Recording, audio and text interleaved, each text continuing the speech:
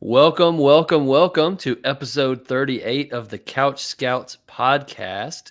Tonight we are continuing in our series of the players with the most to gain and most to lose in terms of dynasty value heading into the 2024 season. We are going to be using startup ADP from Dynasty Data Labs to go position by position. So we've already done quarterbacks, running backs, wide receivers. Check out those episodes if you haven't already seen them. And this week, we're doing tight ends. The tight ends with the most to gain and most to lose heading into 2024. But before we do that, real quick, I wanted to shout out two things. First, our Discord, which I am about right now to go in there and type, "We are live," because we had some technical difficulties and we're a little late getting on the show here. Gotta love So technical difficulties, man. that's right. And you got to love the Discord. So it's totally free. Lots of great guys in there. We're always in there hanging out, helping people with their rosters, on the clock decisions, trades, the whole thing. So you definitely got to get in there. It's a great community, and we love getting to know our listeners. The second thing I want to hit is the Dynasty Nerds Film Room. That's where we do all of our tape study to get these player takes for you, particularly as it relates to rookies. We get in there in the all 22 coaches view, and we study every snap that these guys are on the field. And you can do it too. Use promo code COOP at dynastynerds.com for 15% off. With that being said, let's get into the show. So, Jackson, who is your first tight end with the most to gain heading into the 2024 season? Yeah, so the first tight end I picked with the most to gain was the Dallas Cowboys tight end, Jake Ferguson. Looking at his ADP right now, he's going around tight end 9, 7th round ADP, which I know that's right in the middle of the pack. He's still qualified as a tight end 1, but that feels a little low to me at least.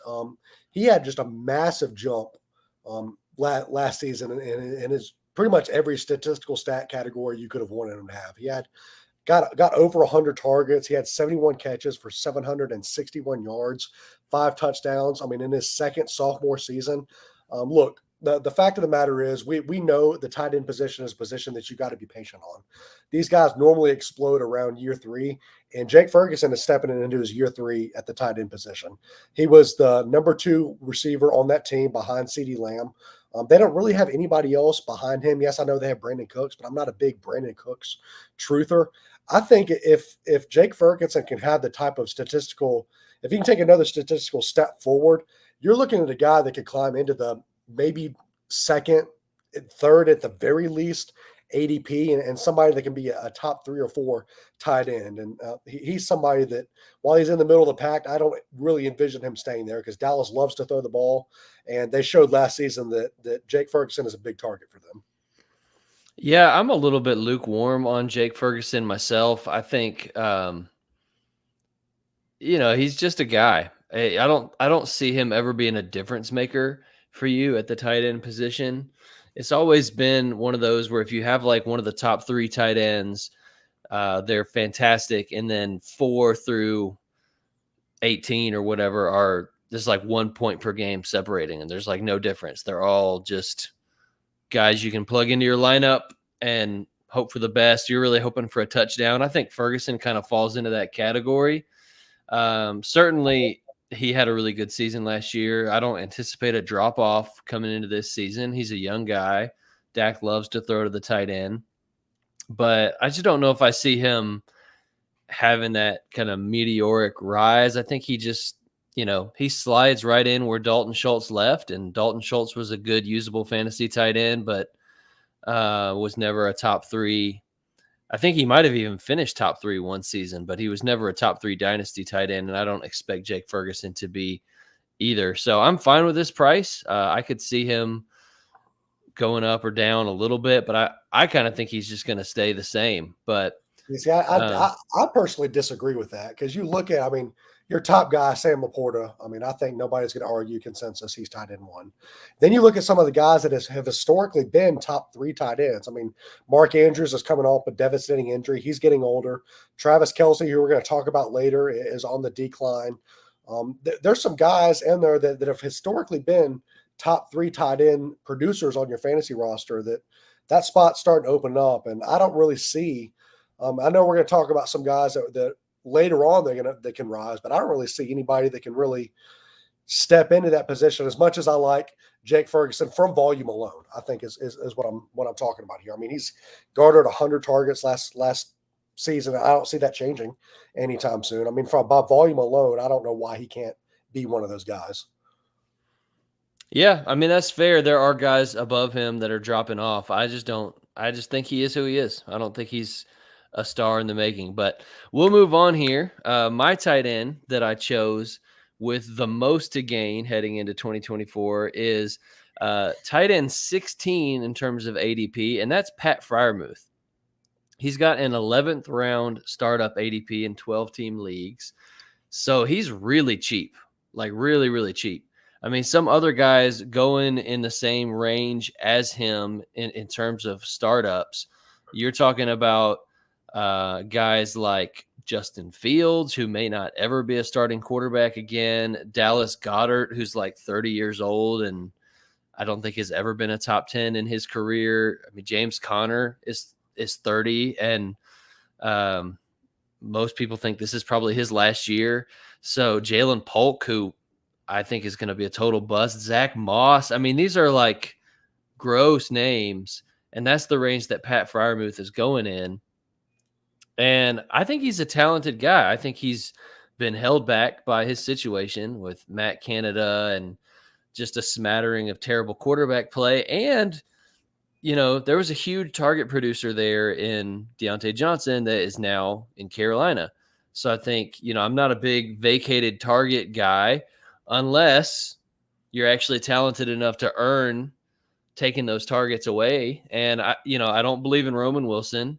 I think George Pickens is okay. He's a contested catch guy, but he's not going to be a super high volume guy. So I think there's just a lot of opportunity for Pat Fryermuth to come in here basically free and really put on a bounce back season and remind everybody why they liked him so much early in his career playing with Ben Roethlisberger when he put up a pretty good rookie season. So I don't know. What do you think? You know what I really like about Pat Fryermuth? I know you're not a big vacated targets guy, but I mean, after George Pickens, there's not a whole lot there. He's got an upgraded quarterback play. I mean, you can't deny as much Mm-hmm. as people want to say about Russell Wilson. He's a better quarterback than Kenny Pickett will ever be, in my opinion. He's got an upgraded quarterback position. He's got a new offensive coordinator in Arthur Smith, who, get this, had a tight end room in Atlanta last season that had numbers of 170 plus targets, 100 plus receptions, and over 1,350 yards and 7 touchdowns last season. So somebody that likes to throw to the tight end position, albeit he wasn't throwing to the right one. He was throwing to Jonnu Smith, which, by the way, also, if you look back at his Tennessee days when he was an offensive coordinator, prime Jonnu Smith had some fantastic fantasy seasons under Arthur Arthur Smith. Smith, he loves the tight end position, and for somebody that you can get basically free, who's going to put up. I mean, if he puts up anywhere close to numbers like that, you're looking at a guy that's going to see a meteoric rise in value. Yeah, he's still young too. Yeah, I mean, I think he's absolutely worth the gamble there, and he doesn't have a lot more further down, I guess, that he can fall. It's Yeah, only up that he can go, and I think, yeah, very much top 5 tight end this season is within the range of within the possible range of outcomes for Pat Fryermuth. for sure.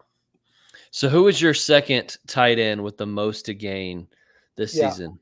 My second tight end, a guy that you had to scroll a long way down the startup ADP It's to true. find, was the Denver Broncos tight end Greg Dulcich. He was tight end 26th overall, 17th round startup ADP. So you want to talk about somebody that was basic, that is basically free. I mean, you're not having to pay anything for Greg Dulcich. And I understand, yes, he's coming off an injury. He barely played in 2023.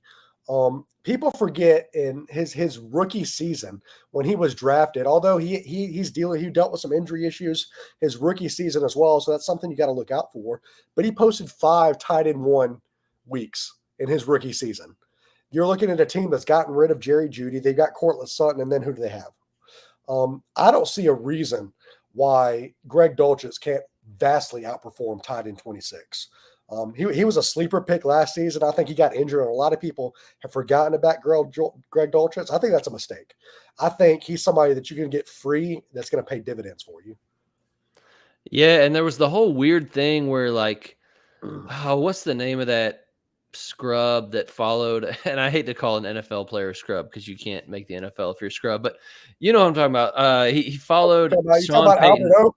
Talking about No, Alberto? he followed Sean Payton over from the Saints, and he's always just been very mediocre. I can't even remember the guy's name. And he was getting some preseason snaps ahead of Dulcich last year because Sean Payton loved him or whatever. And then all the injuries happen. I think people have just left him for dead. And I totally agree with you. I mean, there's so much upside with no risk. He's young. Like, if you tell me he comes out here and puts up a top 12 tight end season, even just he's a starting caliber tight end for your fantasy team at his age, his ADP is going to skyrocket by this time next year. Yeah. And he had a great rookie season. Like you mentioned, he's a talented dude. The injuries have been a bummer. But we don't know if it was Adam Troutman. That's the Adam guy. Troutman. I was about could to not. say, was it Adam It's Troutman killing you were me. talking about? Adam Troutman. So yeah, Adam Troutman. Greg Dulcich is better than him. I mean, we saw enough his rookie season. He's better than him. So I don't know. Tight end 26. He's basically free. I've gotten him as a throw in a lot of deals this offseason. Yeah. And I just don't see why he's as low as he is, honestly. Well, who is your second tight end with the most a game? Yeah, so for me, I went with a guy that's a little higher in the ADP and a little older, David Njoku, tight end 12 in the ADP, 8th round. But, the season that he had last year, particularly down the stretch, and I think the reason that his value is a little bit depressed is because his best we've been waiting so long for this guy to break out. He's got all the athleticism. He's such a mismatch at the tight end position. Everybody was just waiting and waiting and waiting for him to break out. And he finally did. And the reason that the hype train hasn't gone crazy is because it was with Joe Flacco. And so everybody is kind of speculating like, well, is he going to be able to repeat that performance with Deshaun Watson at quarterback?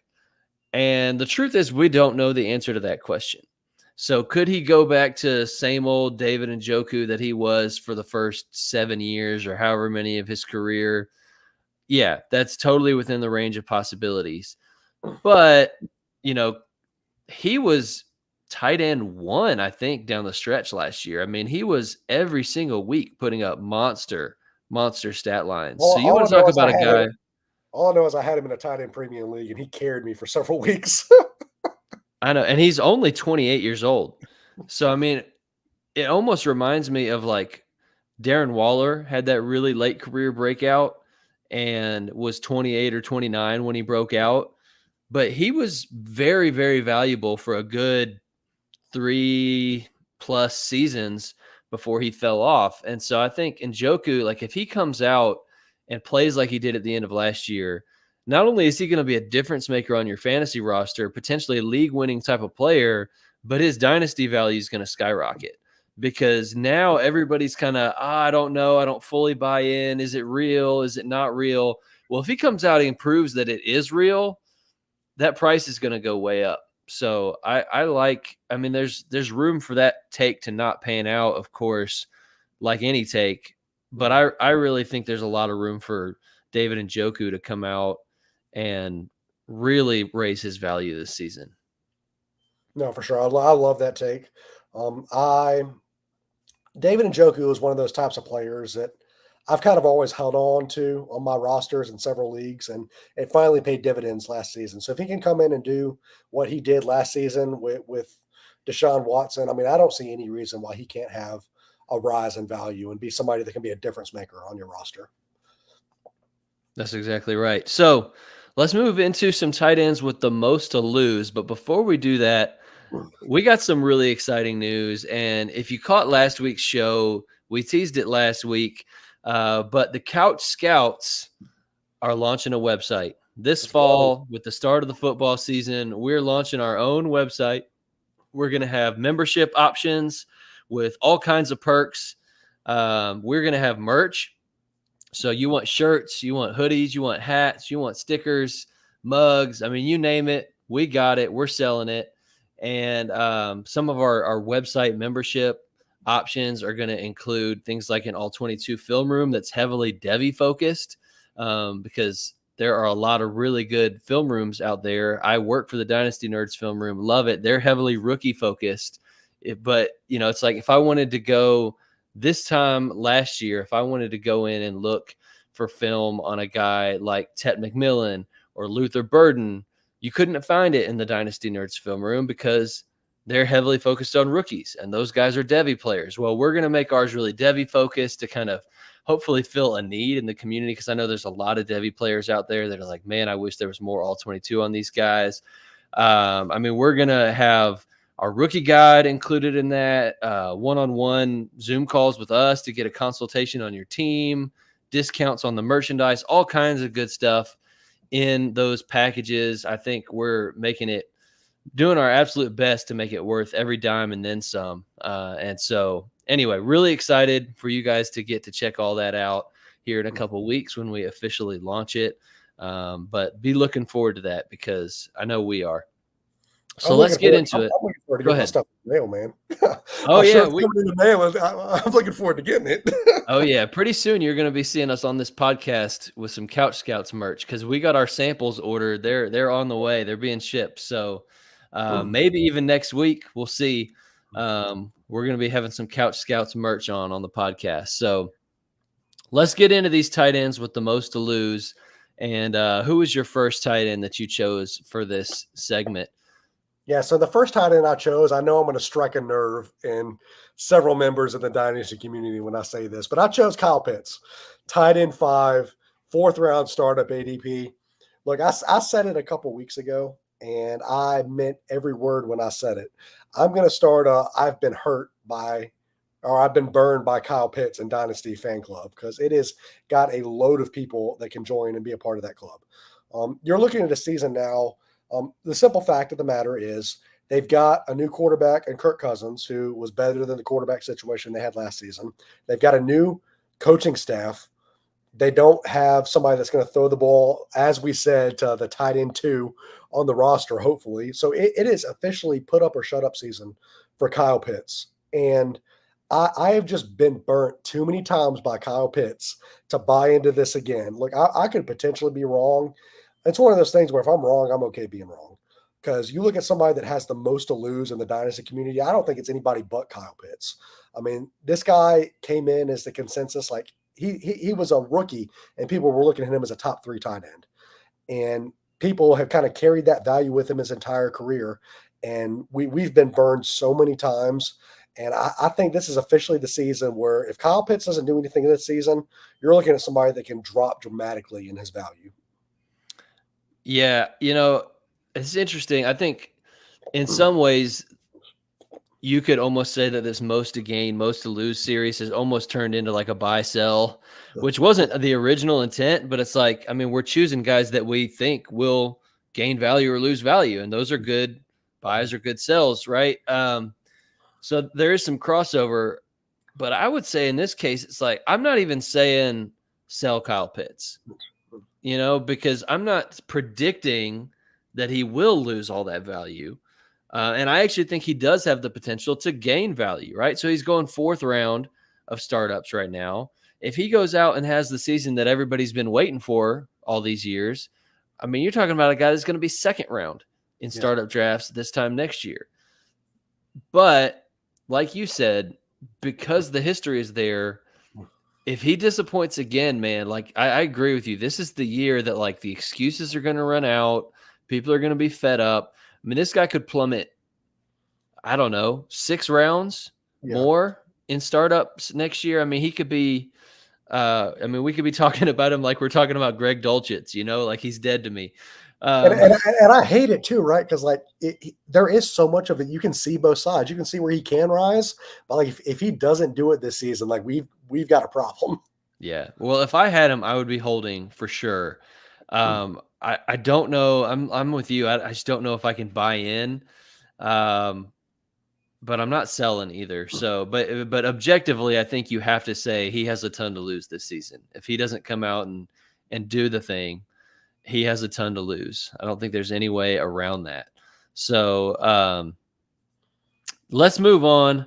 For me, my tight end that I chose, and this one hurts me because it's a guy that I have a lot of shares of. I love him. He has been really good to me on my dynasty rosters, and that's TJ Hawkinson.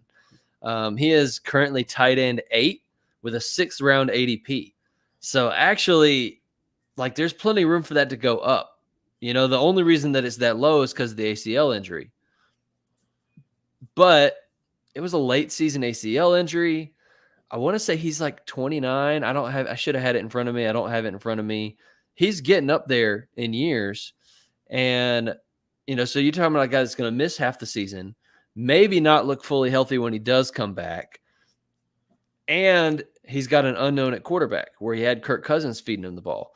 And we saw for a long time in his Detroit days that was like, we knew the talent was there, but the situation held him back.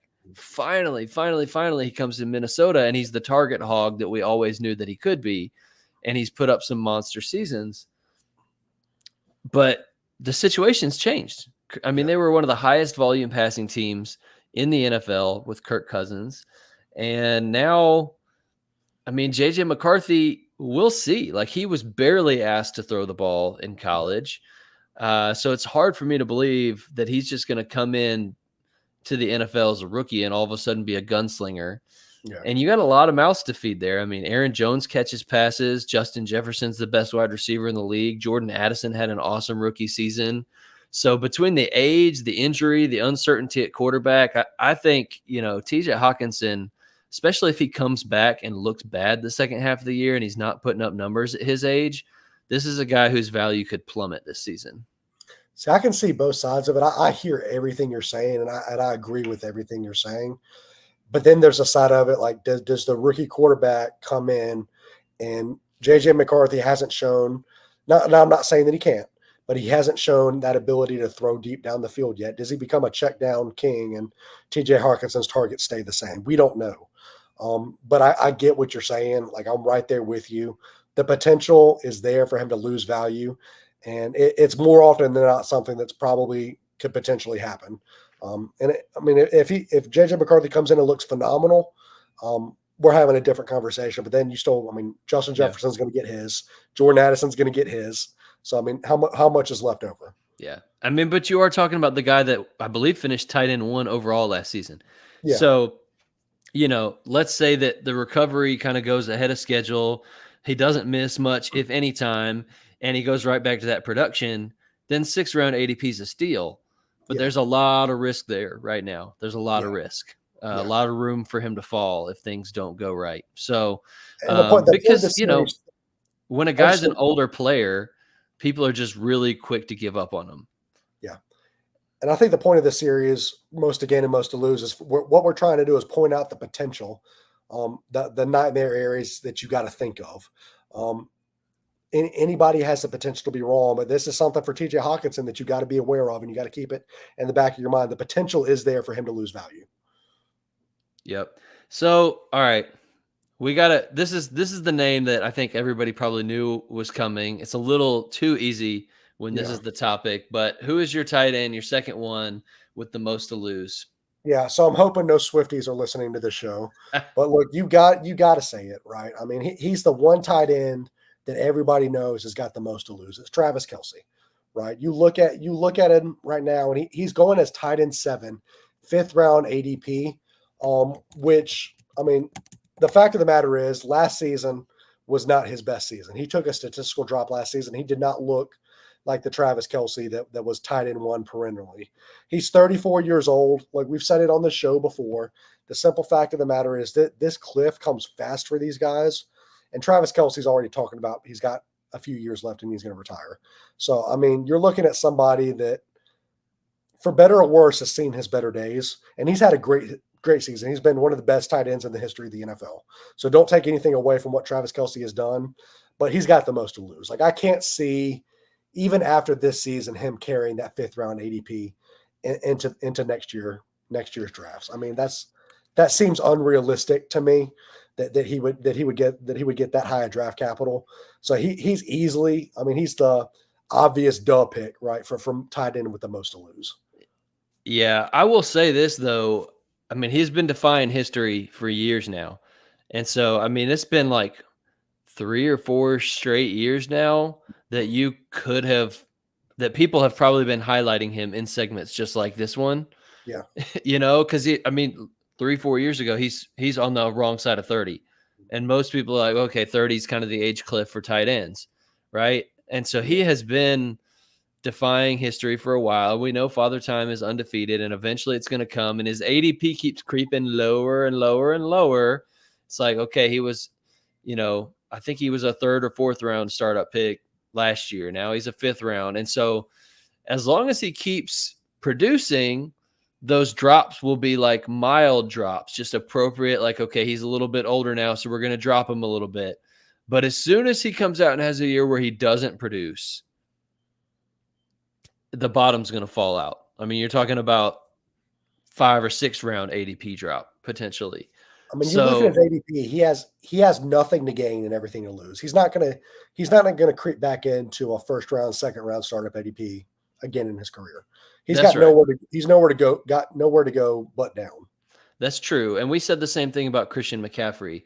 And so if you're not like a bona fide top 2 contender in your league, get what you can because the value is only going down. But if you are a contender, or say you're drafting in a startup and you decide, hey, I want to scoop some value on these older guys, I mean, you're buying declining assets from a value standpoint, but if you get 2 or 3 years out of a guy that other people think has only got 1 year left, you're actually kind of getting some value there, and you could have a contending window. So, I mean, Travis Kelce he's still a good player. He's still going to put up fantasy points, I think, more likely than not, at least this year, maybe next year too. But yeah, I mean, we all know he's a ticking time bomb. That's not rocket science. So let's move on. And my last guy is Cole Kmet. He's currently tight end 13 in ADP. He's going in the 10th round. So it's not like he's crazy expensive. And he's young. But what is the path for him to production? It's non-existent. I mean, like, he's a Jag. He's always been a Jag. And he's had plenty of opportunities the last few years when the Bears were a dumpster fire where he could have easily, I mean, there was 1 year coming in where it was between him and Darnell Mooney, who's going to be the number 1 target earner on that team. And that is a dream scenario for a tight end, to have the chance to be the number 1 target earner on his team. And he still didn't produce high-end fantasy numbers. And then DJ Moore comes in, he takes a little step back. Well, guess what? Now they got Keenan Allen and Rome Odunze. This dude, he's the 4th target earner on that team at best, barring injury. Even in best case scenario, I don't think he's a difference maker on your roster, but in this scenario, I'm not sure he's usable at all. He's a waste of a roster spot. So, I mean, again, 10th round is not crazy expensive, but let's just look at some of the guys going around him. You can get a starting quarterback in Geno Smith. Okay, you can get a wide receiver that we have talked about many times on this show that I think is going to be a very solid every week starter in Deontay Johnson, Adonai Mitchell, who we love. You can get, a running back that is going to probably have 1 or 2 good years of production left in Aaron Jones, Keenan Allen, who is certainly going to be more productive than Cole Kmet, Ben Sinnott, who we love long-term, a lot of upside there at tight end, Pat Freiermuth, who I highlighted earlier on the show. So, I mean, there is a lot of players, even multiple rounds lower. I mean, you could go all the way down to round 13, and I'm seeing guys like Austin Eckler and Russell Wilson that I would rather have than Cole Kmet, because at least they're going to give you something in the short term. And I think Cole Kmet's just going to clog your roster. So I don't understand his ADP. I think he's got nowhere to go but down. And I don't understand why people are drafting him as tight end, as a borderline tight end 1 in the 10th round. No, it is truly a waste of a roster spot. I mean, all the guys that you mentioned, you're talking about guys that you can put on your roster that will score you way more fantasy points than Cole Kmet. I mean, They're Cole Kmet, starters, fantasy yeah, starters. I mean, maybe they're older and they're short-term fantasy starters, but they're fantasy starters, man. you could I go don't get down. this one. You could go down 4 rounds and pick up a Javon Baker. I'm just saying. Yeah, I mean, I would if I had the opportunity. I mean, maybe in a heavy tight end premium, I might keep Komet, but yeah, I think in most leagues, you offer me Javon Baker for Cole Komet, I would probably take that straight up. I mean, I at least see a path for Javon Baker. So yeah, I don't get the Cole Komet ADP at all. So he's one that I will say, not only is he a player with the most to lose, I think he's a sell straight up. I think he's a sell. Yeah, Now I don't know, like trade wise, what can you actually get for Cole Kmet? I don't know, but just in terms of ADP, other guys going in the same range, like if yeah, you could trade him straight up for any of the guys that we mentioned that are going in that ADP range, do it. Like if you can trade him for Austin Eckler, run, smash. Like yeah, it's a 3-round difference in ADP, but smash that. yeah. You're gonna plug Eckler in your starting lineup. Like It, it, that's it, it, it anyway. doesn't make it doesn't make any sense. I don't want to beat a dead horse, but that's yeah. All right. Well, I think that'll about do it for this show. Jackson, where can they find you on social media? Yeah, you guys can find me on X, formerly known as Twitter, at DevyMatt. Love to interact with you guys on there. I'm in the Discord. Looking forward to just the start of the season, everything we got coming up. So make sure you guys are looking out for all of that. Absolutely. You can find me at CouchScoutsFF on Twitter/X. You can find us on YouTube, youtube.com/@CouchScouts. And if you search Couch Scouts on basically any podcasting platform, podcasting app, you can find us on there with the audio feed. So wherever you're listening or watching, please leave likes, comments, subscribes, reviews, all that good stuff. It really, we're a growing young channel and it helps get eyeballs on what we're doing. But thank you so much for watching, and we'll see you next week.